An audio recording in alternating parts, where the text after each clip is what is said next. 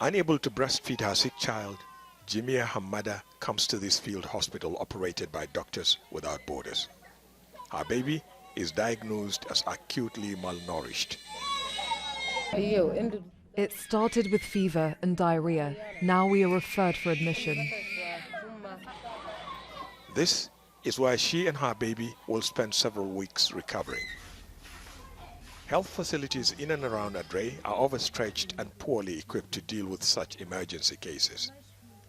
The border town hosts more than 400,000 people forced from their homes by fighting across the border in Sudan. Doctors say 20% of children in these camps are severely malnourished. Another 20% is moderately affected. They say both the mothers and their babies suffer from poor nutrition. When this facility in the middle of a camp opened 2 months ago, 200 acute malnourished children were registered within a week. There are several like it in eastern Chad.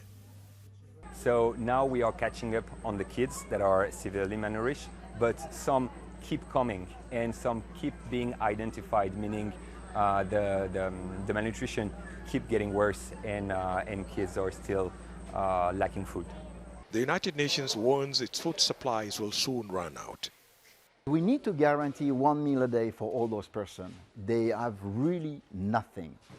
But funding is also about to dry up, a concern for doctors and care providers. If there is no more food by the end of October, nutrition situation is going to be terrible for the refugee at first, for the host community next, but it's the entire health system that's going to suffer from that. If that happens, health workers fear the lives of the mothers and their malnourished babies they've been trying to save could be lost. Ahmed Idris, Al Jazeera, Adre on the Chad-Sudan border.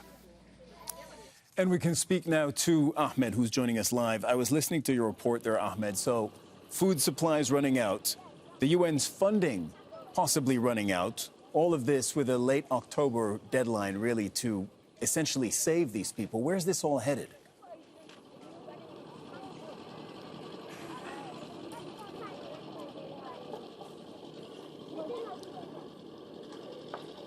Hi, Cyril. I think the situation is getting worse. So far,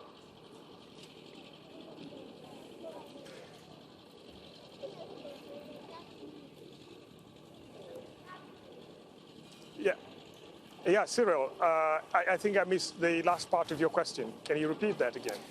No, absolutely. Ahmed, we were all listening to your very compelling report, and you lay out very clearly what's happening, which is that food supplies are running out, that the UN's funding could run out, and that some solution needs to be found by the end of this month. So I was asking you, with all of this, where is this situation headed?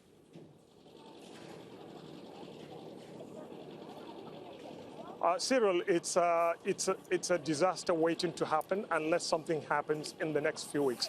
Now, even getting funds, enough resources like money right away may not immediately solve the problem, because when we were talking to the World Food Programme, they were telling us they have to go to the rural communities to source for food items. Remember, Chad is also a food insecure country because of desertification, because of impact of climate change. This country at some point will have to also depend on external aid to feed its communities. The Lake Chad, you know it, is one of the most fertile areas in the region, in the Sahel and in the Western Central Africa region. That lake has lost almost 95% of its waters, and the place is drying up quickly. So even if the United Nations gets all the funding it needs, then definitely it has to look for food items from various villages, and these communities, these villages we're talking about, are yet to harvest the little they have planted over the rainy season. So it's a difficult situation, not only for the people on the ground, the refugees who've been displaced by the fighting in Sudan, but also for the United Nations trying to help them.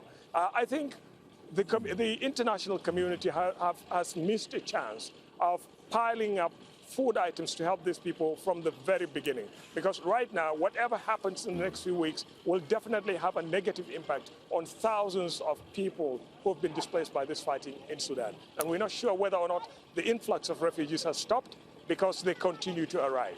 Right. That's what I was about to ask you, because we know more than 400,000 refugees have already fled the conflict in Sudan over to where you are in Chad. Do you still see more people coming in?